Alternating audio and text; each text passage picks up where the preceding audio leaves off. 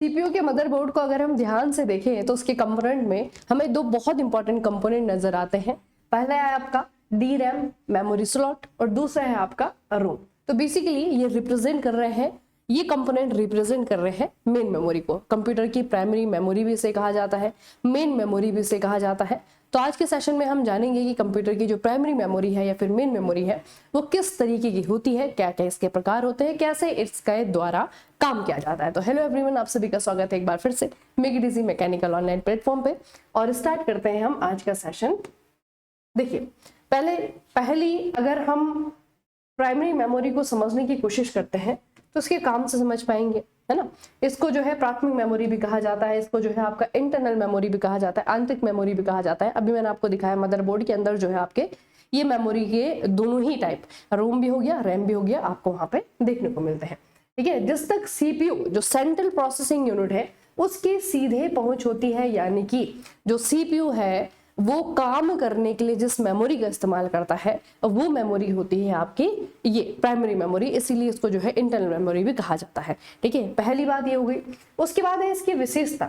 इसकी विशेषता बचे अगर हम सेकेंडरी मेमोरी से इसकी तुलना करें, जैसे कि पेन ड्राइव है, हार्ड डिस्क है, मैग्नेटिक टेप है, उनके साथ में अगर तुलना की जाएगी तो ये बहुत ही ज्यादा तेज होती है, फास्ट काम करती है और इसकी स्टोरेज कैपेसिटी जो है सेकेंडरी मेमोरी से लिमिटेड होती है, सीमित होती है।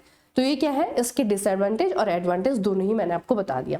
ठीक है, तो जब इसे डिफाइन करने जाएंगे प्राइमरी मेमोरी को तो ये जो है आपको चीजें याद रखनी है कि क्या क्या जो है इसकी खासियत है, कैरेक्टरिस्टिक क्या क्या है, और दूसरा जो है इसे डिफाइन करने जब हम जाते हैं तो कैसे इसको डिफाइन करेंगे। ठीक है, उसके बाद बच्चे इसके टाइप में दो आते हैं, एक आपका रैंडम एक्सेस मेमोरी आता है, दूसरा आपका रीड ओनली मेमोरी आता है। दोनों में जो है डिफरेंस आपको याद रखना है। जो रैम है आपका वो वॉलेटाइल होता है, अस्थायी होता है, अस्थिर होता है। मतलब अगर लाइट भाग जाए, पावर कट हो जाए तो इसका जो पूरा का पूरा डेटा है वो आपका खत्म हो जाएगा, है ना। लेकिन ये जो आपका रोम है वो नॉन वॉलेटाइल होता है नेचर में, पावर बंद होने पर भी जो है इसका डेटा सेफ रहता है। अब एक एक करके इनको ही बच्चे हमें पढ़ना है। तो सबसे पहले आपका रैम है। रैम में पहले आपका एसरैम आता है, स्टैटिक रैम इसे कहा जाता है। यही जो है पिछली बार आरआरबी जेईई सीबीटी 2 में क्वेश्चन पूछा गया था कि इसकी खासियत क्या है, कैरेक्टरिस्टिक से जो है आपका क्वेश्चन पूछा गया है।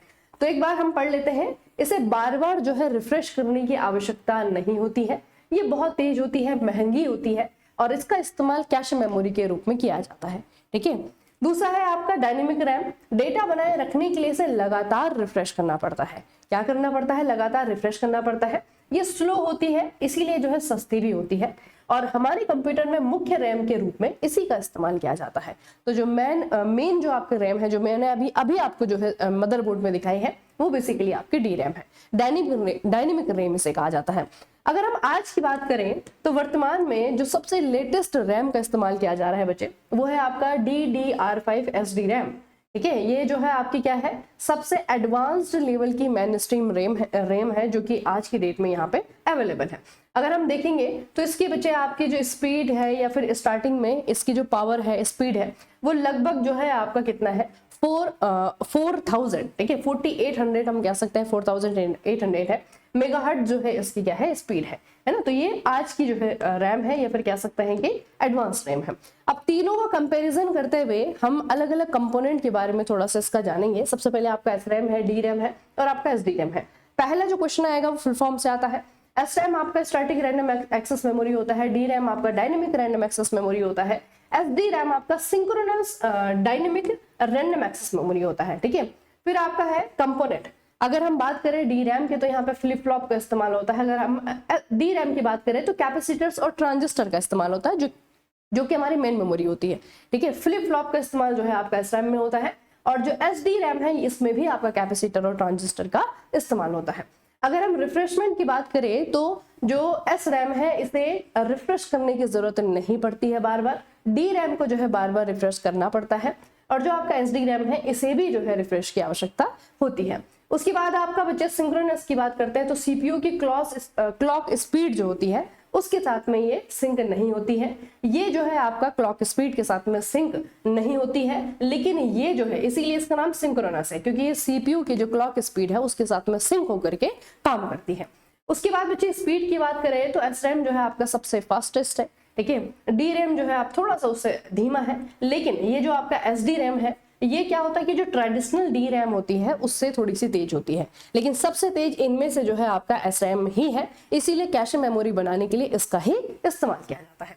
उसके अलावा लागत भी पूछा जाता है, तो कॉस्ट की अगर हम बात करें तो ये बच्चे आपकी बहुत महंगी होती है क्योंकि बहुत तेज काम करती है, ठीक है, लो डेंसिटी की होती है। ये थोड़ी सी आपकी चीपर होती है, हाई डेंसिटी की होती है।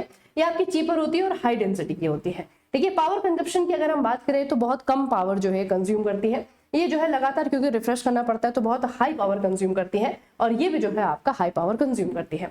फिर आपकी जो है यूजेस की बात करें तो जो आपका SRAM है इसे कैश मेमोरी के रूप में इस्तेमाल किया जाता है। जो आपका DRAM है मेन सिस्टम की जो मेमोरी होती है उसके रूप में इस्तेमाल किया जाता है। जो आपका SDRAM है ये बेसिकली आज की एडवांस रैम है, मॉडर्न मेन मेमोरी के रूप में इसका इस्तेमाल किया जाता है। तो आधुनिक कंप्यूटर जो आप देखें तो वहां पे जो है SDRAM ही आपको देखने को मिलेगी, ठीक है। उसके बाद बच्चे आपका रोम है। रोम में आपको सीधे टाइप याद रखने हैं, एक आपका PROM है, EEPROM है, फिर आपका EEPROM है।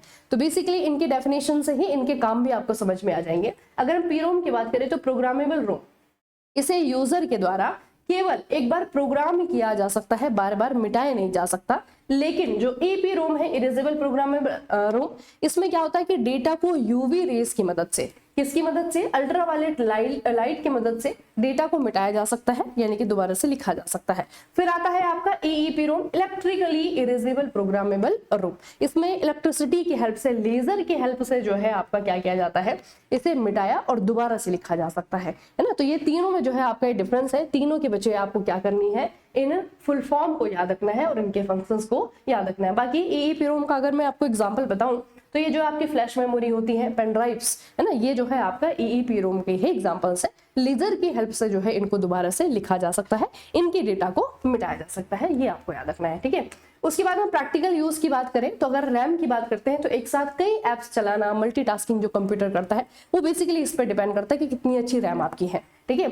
उसके अलावा वीडियो गेम और भारी सॉफ्टवेयर को लोड करना वो भी तभी पॉसिबल हो पाता है अगर आपकी रैम अच्छी है, ठीक है। वेब ब्राउजर में कई सारे टैब, वही मल्टीटास्किंग, अगर आप एक ही साथ बहुत सारे जो है प्रोसेसर पे काम कर रहे हो, बहुत सारे प्रोग्राम पे काम कर रहे हो तो तभी कर पाओगे जब आपकी रैम अच्छी है। उसके बाद रोम की बात करें तो बेसिक इनपुट आउटपुट सिस्टम, यानी कि जो बायोस होता है कंप्यूटर स्टार्ट करने के लिए जिसकी जरूरत होती है, वो सॉफ्टवेयर जो है आपका रोम कैरी करता है, ठीक है। वॉशिंग मशीन, माइक्रोवेव, ये जो आपके उपकरण है, यहाँ पर जो भी डायरेक्शंस बच्चे आपके स्टोर किए जाते हैं, जो सॉफ्टवेयर यहाँ पे स्टोर किया जाता है, वो बेसिकली आपका रोम का ही एग्जाम्पल है ना, क्योंकि उसको बार बार जो है अलग अलग डायरेक्शन ही दे रहा है। एक बार मशीन बना दी, जैसे उसको काम करना है वह सारे जो डायरेक्शंस है उसका सॉफ्टवेयर बना करके मशीन के अंदर क्या कर दिया, लोड कर दिया ना।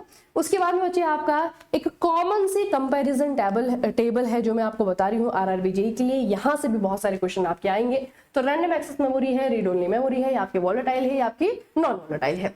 रीड और राइट, पढ़ा और लिखा दोनों ही जा सकता है, यहाँ पे आपका सिर्फ पढ़ा जा सकता है। ये बहुत तेज काम करती है, ये आपकी रैम के कंपैरिजन में थोड़ा सा धीमे काम करती है। इसमें कैपेसिटी जो है बहुत ज्यादा होती है, इसकी कैपेसिटी जो है आपकी 4 MB होगी, 8 MB होगी। यहाँ पे अगर आप देखोगे तो यहाँ पे आपके 4 GB, 8 GB, 16 GB इतनी जो है इसकी कैपेसिटी होती है। लेकिन फिर भी दोनों को अगर हम कंपेरिजन करेंगे सेकेंडरी मेमोरी के साथ में, तब जो है इसकी कैपेसिटी आपकी कम है बच्चे, है ना। प्राइमरी मेमोरी में जो है आपका रैम की कैपेसिटी ज्यादा है, लेकिन प्राइमरी और सेकेंडरी के बीच में कंपैरिजन करेंगे तो सेकेंडरी मेमोरी की कैपेसिटी ज्यादा है, ठीक है। ये थोड़ा सा याद रखिएगा। और जाते जाते आपके लिए मैं क्वेश्चन छोड़ते हुए जा रही हूँ कि जो आपकी DRAM है इसकी तुलना में SDRAM की मुख्य विशेषता क्या है, इसका एक फीचर आपको मुझे बताना है। 4 ऑप्शन आपके साथ में है, ठीक है। पढ़िए और आंसर कीजिए। कैसा करोगे आंसर, कमेंट सेक्शन में, ठीक है। उसके अलावा बच्चे अगर आप कंप्यूटर या फिर आपका नॉन टेक्निकल जो 50 नंबर का आने वाला है RRB JEE CBT 2 में कुछ भी जो है तैयार करना चाहते हो और बहुत कम समय में तैयार करना चाहते हो तो हमारे क्रैश कोर्स से जो है खुद को जोड़ सकते हो, ठीक है। ऑलरेडी जो है कंप्यूटर इन्वायरमेंट आपका खत्म है, अभी जो है आपका स्टैटिक जीके की बारी है ना। तो साथ में जो है आपका रिवीजन चल रहा है, प्रैक्टिस चल रही है और बहुत सारे जो है हम थ्योरी सेशन के माध्यम से भी अपने जो इंपॉर्टेंट कंटेंट है उसको खत्म कर रहे हैं, ठीक है। तो इस कोर्स से जो है आप लोग जुड़ सकते हैं। उसके अलावा जो है बच्चे आपका सिर्फ अगर इन्वायरमेंट कंप्यूटर पढ़ना है तो पूरी थ्योरी जो है आपको यहाँ पे कंप्लीट मिलेगी। और वो स्टूडेंट जो कि वीडियो लेक्चर देखने के अभी मतलब उनके पास में समय नहीं है तो आपके लिए बच्चे ई बुक बनाई गई है, ठीक है। इसको जो है आप लोग परचेस करके आपका इन्वायरमेंट का पूरा जो सिलेबस है वो खत्म कर सकते हो सिर्फ कुछ ही दिनों में, ठीक है। तो चलिए फिर आज का सेशन यहीं पे खत्म करते हैं, मिलेंगे आपको नए टॉपिक के साथ। तब तक के लिए पढ़ते रहिए, बढ़ते रहिए, अपना खूब सारा ख्याल रखिएगा। आप सभी का बहुत बहुत धन्यवाद।